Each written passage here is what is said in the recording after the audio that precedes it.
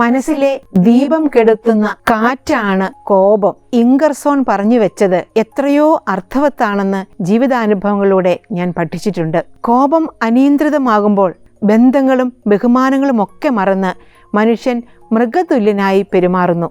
ഒരു വീണ്ടു വിചാരം ഉണ്ടാകുമ്പോഴേക്കും പല ബന്ധങ്ങളും അകന്നു പോവുകയും അടുക്കാനാവാത്ത വിധം അറ്റുപോവുകയും ചെയ്യുന്നത് ഹൃദയാരാമിലെ കൗൺസിലിംഗിനിടയിൽ കൈകാര്യം ചെയ്യേണ്ടി വന്നിട്ടുണ്ട്. എന്നാൽ ഇംഗർസോൺ പറഞ്ഞതുപോലെ ആ ഉള്ളിലുള്ള ദീപത്തെ, ആ വെളിച്ചത്തെ ഒന്ന് തിരിച്ചറിഞ്ഞാൽ പിന്നീട് വരുന്ന കോപത്തെ നിയന്ത്രിക്കാനാവുമെന്നും ഉള്ള തിരിച്ചറിവ് എത്രയോ വ്യക്തികൾക്കും കുടുംബങ്ങൾക്കും ലഭിച്ചിട്ട് അവർ ആ പുതിയ ഉൾക്കാഴ്ചയിലൂടെ തങ്ങളുടെ ജീവിതത്തെ സന്തോഷകരമായി മുന്നോട്ട് കൊണ്ടുപോകുന്നതും കാണാൻ ഇടവന്നിട്ടുണ്ട്. ഉള്ളിലുള്ള ഈ കോപമെന്ന ആ വികാരത്തെ നമുക്ക് വെളിച്ചമാകുന്ന ശാന്തത കൊണ്ട് കൈകാര്യം ചെയ്ത് ക്രിയാത്മകമായി ജീവിക്കാമെന്ന ഒരു തിരിച്ചറിവ് ജീവിത വിജയത്തിന് ആധാരമല്ലേ?